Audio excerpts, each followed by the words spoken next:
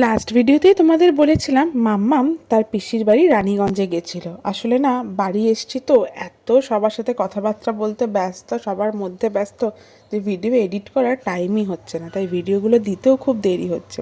যাই হোক, তো মাম্মামের তো আগেই বলেছে পিসির বাড়ির যে ব্যালকানিটা সেটা খুব পছন্দ হয়েছে। পরদিন সকালবেলা ঘুম থেকে উঠে সে ব্যালকানিতে উঠে বসে আছে। আর সেই দিনকারে দুপুরবেলাতে আমাদের একটা ফ্যামিলি লাঞ্চের প্ল্যানিং ছিল, তাই এই রানীগঞ্জের বাড়ি থেকে আমরা আর মাম্মামের পিসিরা সবাই বেরিয়ে পড়েছিলাম আসানসোলের উদ্দেশ্যে। আর ওইদিকে আমার শ্বশুরবাড়ি থেকে আমার শাশুড়ি মা, শ্বশুর মশাই, দেওর, তারপরে আমার কাকি শাশুড়ি মা সবাই কিন্তু আসবে। আমাদের ওই আসানসোলেরই সেন্ট্রাম মল বলে একটা জায়গা আছে, সেখানে বারবিকিউ নেশনে আমাদের ফ্যামিলি লাঞ্চের প্ল্যানিং কিন্তু হয়েছিল। রানীগঞ্জ শহরটা একটু আধটু হয়তো ঘুরে দেখলেও আসানসোল শহরটা কখনো আমার দেখা হয়নি।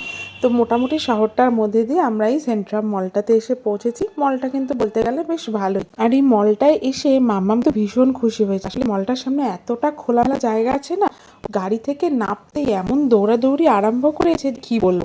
মাম্মাম এখানে কিছুক্ষণ দৌড়াদৌড়ি করে নিল, তারপরে খেলে ধুলে নেওয়ার পরে আমরা এবার চলে গেছিলাম ভেতরে, কেন আমাদের না 1:30টার টেবিল বুক করা ছিল।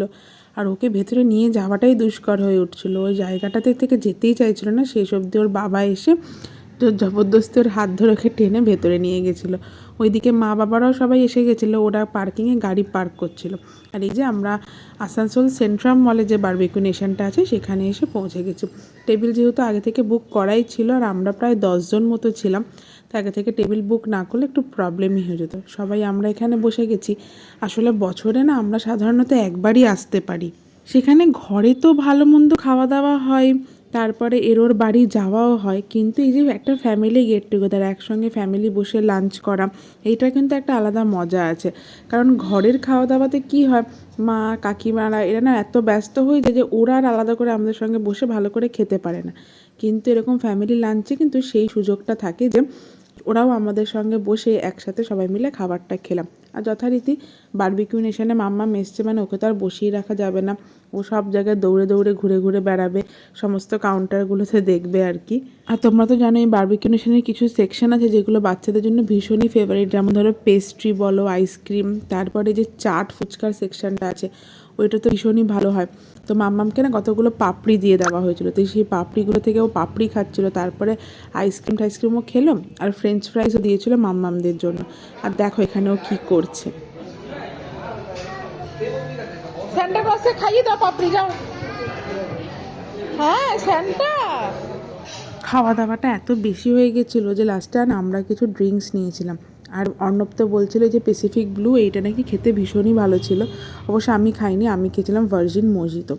আর আমরা না একটা প্ল্যান করেছিলাম যে যেহেতু বারবিকিউ নেশনে আমরা এসেছি, আর এই যে প্রত্যেকটা বাচ্চা, 3টে বাচ্চা, এদের জন্মদিন মানে আমরা তো ডিফারেন্ট ডিফারেন্ট পালন করতে হয়, একসঙ্গে সবসময় পালন করা তো পসিবল হয় না।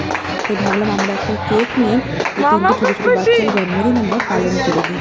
ওরাও আনন্দ পাবে, আর 3জনের একসঙ্গে জন্মদিনটা পালনও করা হয়ে যাবে। আমাদের ফ্যামিলিরও একটা গেট টুগেদারের একটা স্মৃতি হয়ে থাকবে যে হ্যাঁ আমাদের 3জনের জন্মদিন একসঙ্গে পালন করেছিলাম।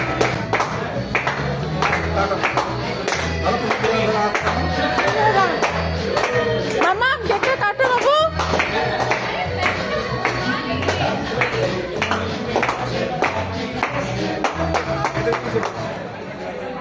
মামা কেকটা খেয়ে নাও। কেকটা কাটা হয়ে যেতে বারবিকিউ নেশন থেকে বেরিয়ে এবার তো যথারীতি ওই যে মলে তো এই গাড়িগুলো থাকবে, আর মাম্মাম এই গাড়িগুলোতে চাপবে, তত বাধা ধরা ব্যাপার হয়ে গেছে। তো ওকে ওই গাড়িটায় বসিয়ে দিয়েছে।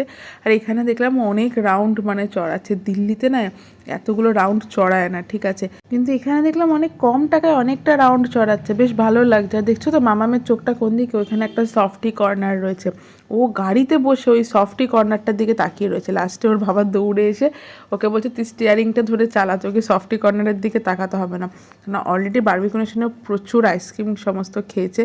যাই হোক, ও বোধহয় একটুখানি টায়ার্ড হয়ে গেছিলো, দেখি চুপ করে বসে রয়েছে, স্টিয়ারিং কিছু ঘোরাচ্ছে না।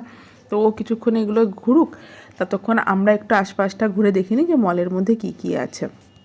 মলটা খুব বেশি বড় না হলেও ঠিকঠাক কালেকশনই ভেতরে ছিল। আমরা কিছু টুকটাক এদিক ওদিক শপিংও করলাম, ততক্ষণে দেখছি ওর ঘোরা হয়ে গেছে। আর এবার যথারীতি আমাদের বাড়ি ফেরার পালাম। বাড়ি ফেরার সময় তো আমি বাড়ির গাড়িতেই ফিরেছিলাম, আর গাড়ি ভর্তি হয়ে যাওয়াতে জায়গা তো আর ছিল না, তাই জন্য অর্ণবকে কিন্তু ট্রেনে ফিরতে হয়েছিল। আমরা সবাই গাড়ি করে এদিকে ফিরছি, এবারে একদম শ্বশুর বাড়ি ফিরে যাব আর কি। ছুটিতে বাড়ি আসলে ফ্যামিলি গেট টুগেদারগুলো না ভীষণ ভালো লাগে, আর মনটাও ভালো থাকে যে দেখো কত সুন্দর টাইম একটু কাটিয়ে গেলাম। দিল্লিতে তো একা একাই থাকা হয়। চলো আজকের ভিডিওটা এখানেই শেষ করছি, দেখা হবে কাল নতুন ভিডিও।